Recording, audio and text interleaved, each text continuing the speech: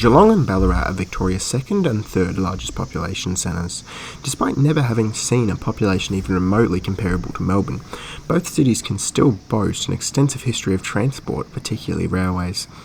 But a less popular bit of history around these cities is the former direct line that connected them. This line has an extensive history and we will likely see an extensive future. The first proposal for a railway to Ballarat was made by the Geelong, Ballarat and North Western Railway Company in late 1853. This company sought to acquire £1 million to fund a railway from Geelong to Ballarat and then from Ballarat to the River Murray, roughly in the location where Swan Hill is located today. They applied to the Victorian Legislative Assembly permission to build this railway. However, they were turned down due to the immature nature of this plan. Despite this, they did perform surveys of the land from Geelong to Ballarat to analyse the route for the line, and for this they were paid £3,500 by the government. The next proposal for the line came later in the 1850s. As the Victorian government was exploring the possibility of intervening in the railway business, a committee was formed to decide the initial line of which the government would fund.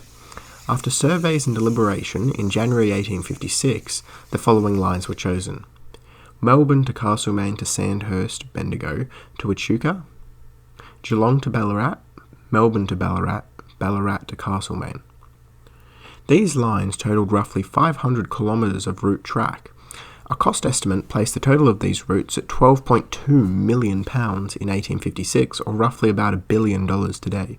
These plans were solidified in November 1859 when an Act of Parliament committed £8 million to construct the Melbourne to Williamstown, Melbourne to Echuca and Geelong to Ballarat lines.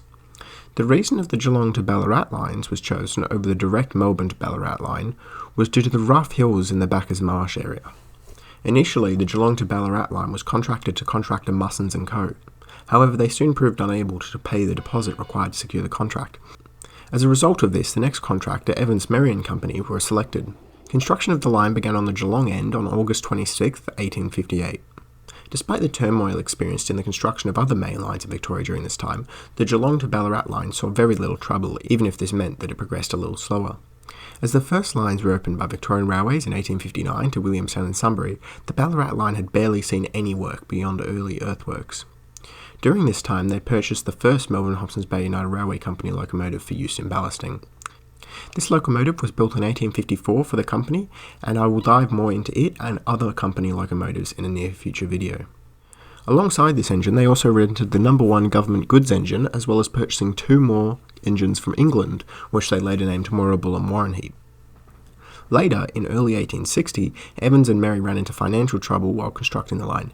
Because of this, on March 21, 1860, the company appointed Williams and Little to assist them in the construction of the line, with the two firms sharing the profit upon the line's completion. Track laying began from both the Geelong and Ballarat sides simultaneously, and both the sides linked up on either side of the Moorabool River in March 1862. Finally, after 4 years of construction, the line was connected over the river on the night of Saturday the 29th of March 1862. 12 days later, on the 10th of April, the line was officially opened for traffic by Governor Sir Henry Berkeley. For a long time, this line was the primary way of accessing Ballarat and the towns beyond it. Because of this, it was originally constructed as entirely dual track, with a quite extravagant bluestone building at each of the stations. Despite these extensive facilities, early timetables only indicate 4 trains in each direction each day. 2 of these trains were mail trains, with the other 2 trains being 1 dedicated passenger and 1 mixed passenger good train. Despite being the main line, there were no stopping or station services, and in an 1880 timetable they list no trains at stopping at Moorabool, Gerringhap or Elaine station. The hills at Bacchus Marsh proved to pose a real challenge for the construction of the direct route from Melbourne to Ballarat. The challenge was so severe, in fact, that the line would actually reach the border with South Australia to the west in 1888 before a direct line had connected to the city. The direct line would come, however, opening on December 4th, 1889, after 10 years of periodic construction. Upon opening of the new main line, traffic was greatly reduced, and it was because of this that some of the facilities along the line began to be curtailed. A portion of the line would be reduced to single track in 1892, however the rest of the line would take longer, and the completion of singling would not occur until 1934. Now serving as a branch line, the line saw a greatly reduced service. A timetable from around 1905 lists there is 2 services running each day, on all days except Sunday, where no services ran, and Monday and Wednesday, where 3 services ran. All of these services were mixed trains stopping all stations. By the 1930s, these services had improved, with 3 services running nearly all week round. The line continued running like this for another 20 years until the early 1950s. In a bid to compete with road traffic, the locomotives running the line were replaced by a Walker rail motor. Another alteration during this time was once again decreasing the line from 3 to 2 services each way each day.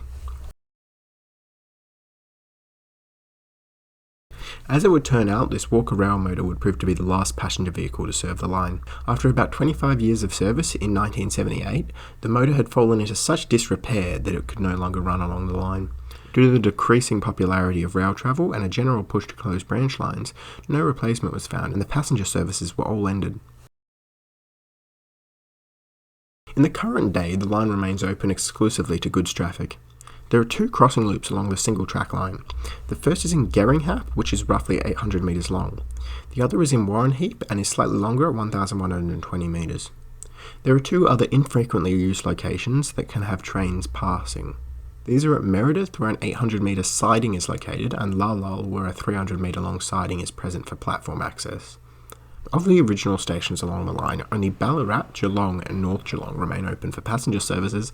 However, the stations at Moorabool, Leithbridge, Meredith and Lalal remain in good condition, and they are still occasionally used by special tour trains. There has recently been calls to reopen the line in an effort to decentralise Victoria's regional network. It would have been part of a planned line from Geelong to Bendigo.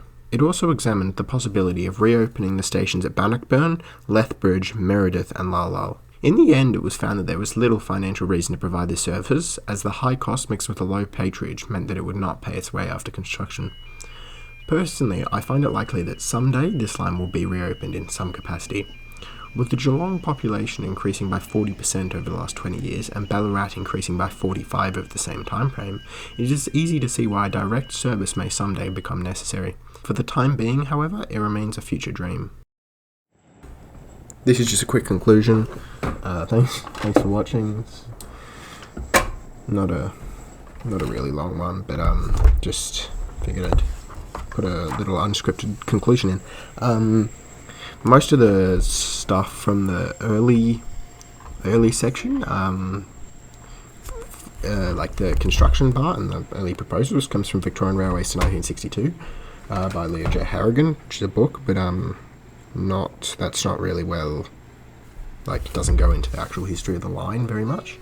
This line's been a pain to research because it seems after it was replaced as the main line, no one thought to write anything down. So a lot of if you listen back to the line guide, a lot of the things I say is it was opened by, or it was, because I have no idea the actual date it was opened. It's just, it appeared on a map in this year, and it didn't appear on a map in this year, and it appeared on a map in this year. So,